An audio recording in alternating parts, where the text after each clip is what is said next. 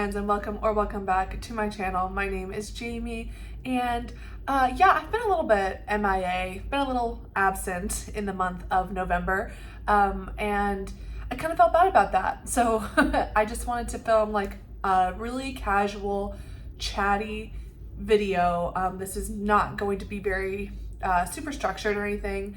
I just wanted to come back on because I have missed BookTube, but yeah, I have just not really been reading much, or at least not in the way that I thought I would read in November. I haven't been picking up a lot of novels. I've been kind of struggling with the motivation to read, and even just like BookTube in general is kind of, for some reason, I'm just not super motivated by it right now. And I think that is because I had such a crazy October. I was filming constantly. There was like so much I wanted to do. And then, I had some things that happened in my personal life in October that I was kind of reeling from. And then November happened and the election happened, and that like honestly sucked all the life out of me. And I have been feeling very, just very numb ever since. I've not been super passionate about the things that I was passionate about before. And I do think I think the reading is going to come back. I think it's going to be fine. Sometimes I just go through a month or so of like, I don't know. Honestly, I think I'm just ready for this this year to be over. I'm ready for this period of situations that I'm going through. I'm ready for it to be done. And yeah, it's just, that's it. That's all I'm going to say about that. But I do have a lot of content planned for December. I have some really fun stuff that I've literally been waiting all year to do. So I am excited about that. It is Thanksgiving week as I'm currently filming this, and after Thanksgiving comes the Atlanta Indie Bookshop Crawl that I do every single year. So very excited for that. I always do a huge video for it, so I'm kind of like prepping myself for that. Obviously, we're coming up on the end of the month, so I do a monthly wrap up, although I don't have a lot for this month, but it's still something that I do, a November wrap up and December TBR. I have content coming. I just haven't been reading really. I did just start The Night Guest by Hildur. Oh boy. Oh Lord, I don't think I can pronounce that. Hildur Knudstjør. Oh my gosh. Icelandic. She's Icelandic. Like, I cannot pronounce that. But I did just start this. It's going to be a very, very quick read. I'm really enjoying it. So I'll talk about that in my wrap up. But what I thought would be fun for today is a very casual look at my 24 in 2024, which is something that I never actually said publicly because I thought I would fail miserably. And I didn't want to be embarrassed. I didn't want to embarrass myself. So I never actually like posted or said anything about what my 24 in 2024 is. But we're gonna discuss it now because why the heck not? I know I still have a month left in 2024, and maybe I'll get to whatever remains. We'll just find out. We'll see. Okay. Okay, just gonna go right down the list in the order of the way that I wrote them, which would have been in like January of 2024. Okay. House of Leaves. We're starting off so rough. We are starting off so rough because for some bizarre and just inexplicable reason, I have not read this book or picked it up or anything at all. I don't know. This is a travesty, all of the things. It's horrible that I haven't read this book. I might have to dedicate December to solely reading this book because why haven't I done it? Slewfoot. Yes, I'm happy to say that I did read this and I did really enjoy it. It's on my bookshelf and it will stay there because I really had a good time with this. The Secret History. Another failure, and I just can't understand it. House of Leaves and The Secret History are just two books that I want to read so bad that somehow I just never do. I don't know. It's just, I'm very intimidated by both of these books and I want them both to be 5 stars, and I'm scared of them. I'm really scared of them, but like I need to just figure it out. I don't know. This Thing Between Us by Gus Moreno. Yes, I read it, and I did not really like it. It was really, really weird. It was not what I was expecting. I was really caught off guard by what this book is. This is like a very, oh my gosh, it's really out there. Like, it is not a grounded horror book at all. It's like almost cosmic horror in a way. It's just, it was a lot, and I could not deal with it. A Gentleman in Moscow by Immortals. Yes, I read this and I loved it, loved it, loved it. Definitely going to be on my favorites of 2024. I'm so glad that I finally kind of just like bit the bullet and did this, because I ended up loving it, and now I'm like absolutely going to read every single thing that Immortals has ever written ever. So very happy about that.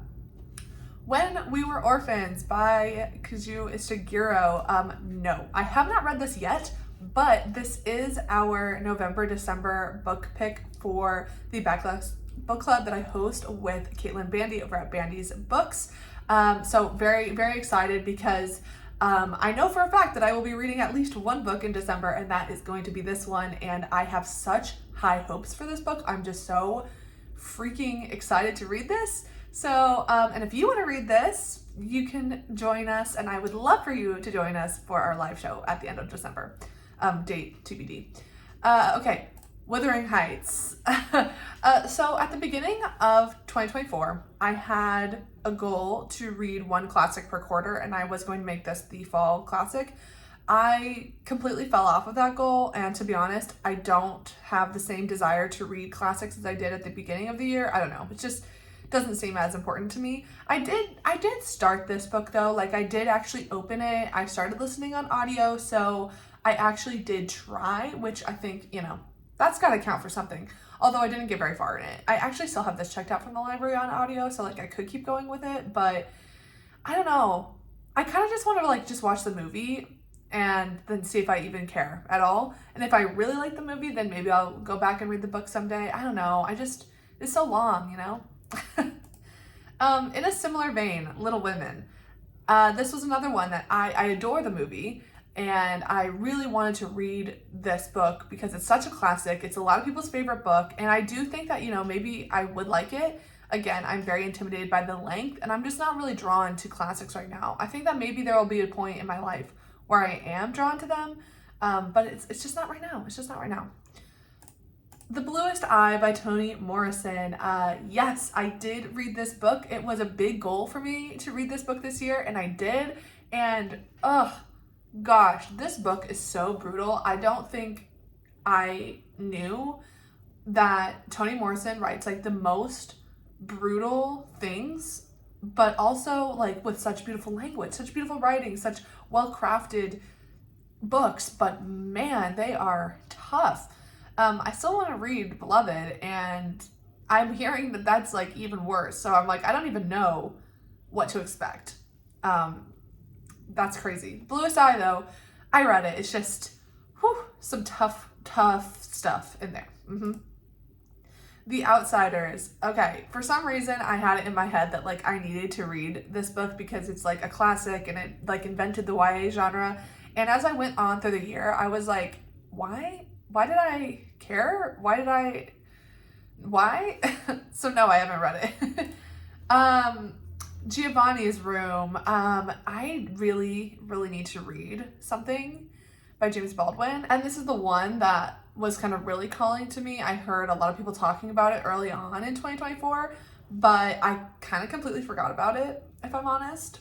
And I definitely do still need to read it. The Phantom of the Opera. Yes, I did read this. I did not really enjoy it. I thought it was so weird, just absolutely bizarre. Like, it was not really like the play at all. And I read this because Emma from Emmy Reads, this is like her favorite book, and I, you know, really enjoy her book taste, so I thought that I would like it too. But no, this is just like so weird. And I'm just kind of realizing that I am not much of like a weird fiction person, I guess. There are times when like it definitely does work for me, but no, this was too weird. Mary, oh, Mary by Nat Cassidy. Yeah, a book I would, another book that I'm just like dying to read, but I just never did it. I don't know why. I actually do have this book also available to me on audio, but I typically don't listen to horror books on audio. And I have the physical copy, so I'm kind of just like, I should just read it. I should just read it, but I haven't done it. Yeah. Pet Sematary by Stephen King. Well, okay, so I also at the beginning of 2024 was like, oh, I'm just gonna read all of Stephen King's, he's like the king of horror and, he's such a big deal. And I've just come to realize that I actually just don't care. I don't care. I have read The Stand when I was like in middle school and I read Misery in 2023 and I don't like his writing style. But the reason that I had Pet Sematary on my list specifically was because it does, it did kind of like launch this very specific trope in horror. And a lot of times you'll see like a horror book and it's like, it's like Pet Sematary, but with blah, blah, blah, so it's like, it is kind of a very foundational work in horror. So it's like, yeah, I mean, I am kind of interested. I just really struggle with his writing style. Wellness. Oh my God. This is so stupid that I have not finished this book. Like I literally got like almost 200 pages in it. It's a long book and I was enjoying my time, but just the length really put me off. And I just like put it down and never came back to it. I put it down because I was reading it in May during the Escape the Readathon, and you are just not meant to read long books during that. So I am still trying to get to this by the end of the year. I think I'm gonna do the Spotify audiobook of it, and it might take me all of December, but I am determined to finish this book in 2024. It's really embarrassing that it's literally taken me an entire year. Like I probably started reading it in January and I definitely bought it in December of 2023. So I don't know what's going on here. Happiness Falls by Angie Kim. Yes, I read this and I did not like it. I don't know. This was just, the character voice did not work for me at all. It was so long and so wordy and I liked the idea, but I just didn't care. I just did not care. And the second that I was done with this, I immediately forgot that I'd even read it. And I haven't heard people talk about it since. It was a big deal last year because it was, in the Goodreads Choice Awards and everything, but it's just not a book that has stayed with me at all. So, yeah. The Bone Clocks by David Mitchell. Well, the good news is I read it. The bad news is I hated it so much. And it was so sad because it was a 5-star prediction because I've loved David Mitchell in the past. Cloud Atlas is one of my favorite books of all time. So I was really expecting this to blow me away. And actually, it was just painful. It was painful to read this book.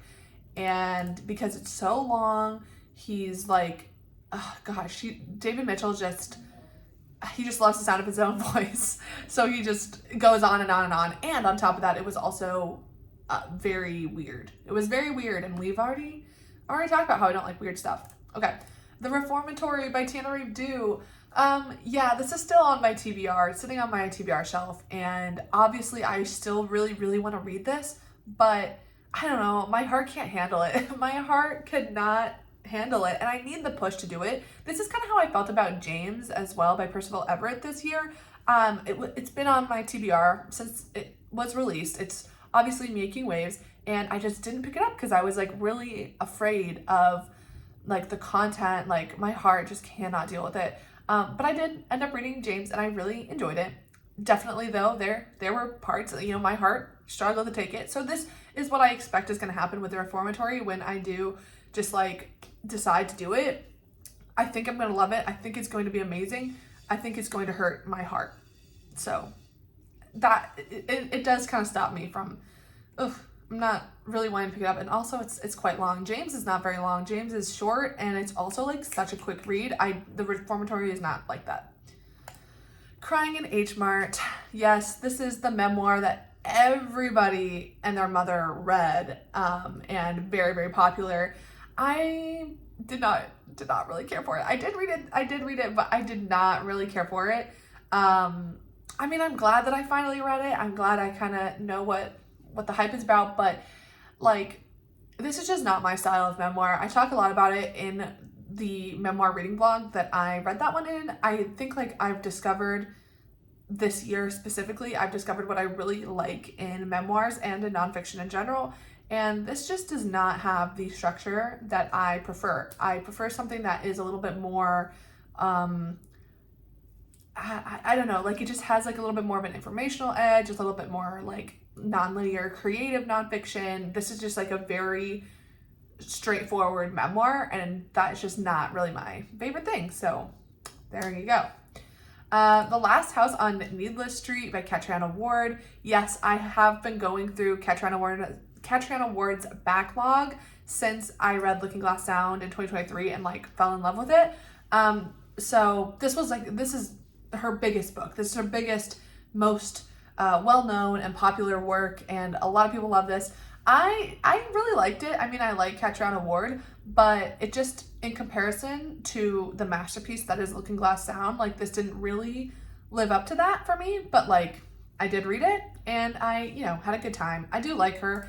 But then I read Sundial after I read this one, and I did not like Sundial. So unfortunately, Catriona Ward is going like backwards as I go through her backlog, but I have one more, but I guess that this means that she's getting better as a writer, because I'm actually reading the books backwards. So Catriona Ward, can't wait for you to come out with your next book. I will be purchasing immediately. Okay. When the Reckoning Comes, by LaTanya McQueen. This I did read, so good job. I didn't really love it. I love the idea of it. I loved what was going on, but I just did not really love the execution.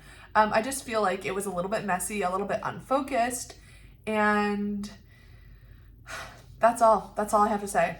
That's all I have to say about it. The Thursday Murder Club. Wow. Okay. I did read this, and what a popular book, this book, obviously everyone loves it. Mostly I was reading this because I'm very interested in like, will I enjoy continuing the series? This book, it was definitely good. Like, it was definitely good. I love the writing style. I love the characters. Very, very funny, very interesting. I loved all of the character interactions and the world, and like it's very cozy mystery. Like I liked all of that. What I didn't really care for was the actual mystery itself, because actually I can't even remember what it was about. And I do think that there were just like a few too many characters. I don't think that we needed as many perspectives, and I think that it would have been stronger if we were staying with just a closer knit cast, because there's like a lot of perspectives. And I think this is something that I've also come to realize, that it's not that like I don't like multiple perspective books. It's not that I get confused or anything. Sometimes I feel that the story would be stronger, the intrigue would be more, the characters would be better if we just had a little bit, like if we had more limitations. I think that limitations actually force you to be more creative, force you to be more innovative in how you tell a story. I felt that the number of perspectives here was just got unwieldy, I think, and it brought down the story for me. But overall, I still really did have a good time with this. Normal People by Sally Rooney, another author. I have been working through her backlog, and I did read her 2024 release, Intermezzo, so I am all caught up on Sally Rooney. And Normal People was definitely my least favorite of Sally Rooney's works, just because I had the least to relate to here. Like, nothing that happens in this book is anything is like remotely close to what I would experience in my life, because I am just not like these characters at all. These characters are strangers to me, and I don't understand them. But you know what? A lot of people love these characters. A lot of people do understand. A lot of people relate in some way. So that is great. I still had a good time because I like Sally Rooney and I like her writing. I just this story was not going to connect with me. Luckily, there was, she's written more books and they've all connected with me more than this one. So yeah, but obviously people love this one, and it still remains her most popular work. And finally, The Children Act by Ian McEwan. I am also trying to work through Ian McEwan's backlog, though he has so many books that I don't even know if it's possible. And Ian McEwan has also written one of my favorite books of all time, Atonement. And some of his other books have really not worked. In fact, I've hated them. So I've given him a 5-star and I've given him a 1-star. So I'm really trying to like work through my backlog of books by him. And this is one that like I could actually get to in December because it's very short, and I think I will enjoy it because even though I have disliked Ian McEwan's stories sometimes, I always love his writing. So this is one that I'm like still considering getting to in December. And it intrigues me. It is a courtroom drama, and it does involve I think it's like about like parental rights, or I don't know, bodily autonomy in some way. I can't really remember, but all of those things sound really interesting to me. I do love an intellectual courtroom philosophical discussion. So I might get to this. It's also just not very long, so yeah. And with that, that brings my total to 12 out of 24 books read for my 24 and 2024, plus 2 that I actually did start. So like half. I don't think that's a failing grade. So that's not, great, but I think I did better than I expected to as well. I also did like a bonus more in 2024, and that included I Who Have Never Known Men, which I read, A Diary in Blood, which I read, Natural Beauty, which I read, In the Company of Witches, which I read, Red Rising, no, Jade City, no, Severance, yes, My Brilliant Friend, yes, All Is Well, no, History of Fear, I DNF'd it, and The Mysterious Benedict Society, no, Chest of the Emerald Sea, I DNF'd it. So if we add up those, I got 6 out of 12 of those. So half again, plus 2 that I started and DNF'd. So the exact same number actually. Wow. At least we know I'm consistent. Actually, I mean, like, I know I didn't, half is not good, but I do feel like I hit a lot of these books that I had on my TBR in January in 2024. Some of them are still on my TBR. Some of them I don't have any more interest in. So I'll kind of just remove them, but not bad, honestly. Or it is bad. I don't know. I feel like I'm pretty proud of myself because there's a lot of green check marks next to those titles. And yeah, that's what more can we ask? Thank you so much for joining me today. Thank you for being here. I hope you have a wonderful rest of your day, week, month, and Thanksgiving for those of you in the US. Enjoy your holiday, enjoy your time with friends and family. And yeah, thanks for letting me just do a little casual random thing. I miss hanging out with everybody. I just have not really been into reading, and BookTube has just not been my top priority right now, which I think is totally fine. And as we kind of close out the year, I'm just looking to, do the elements of it that I enjoy and kind of skip out on the ones that feel tedious or just like a bit too much of my energy right now. So that's where I'm at. Yeah, thank you so much. And I will see you back here next time. Bye.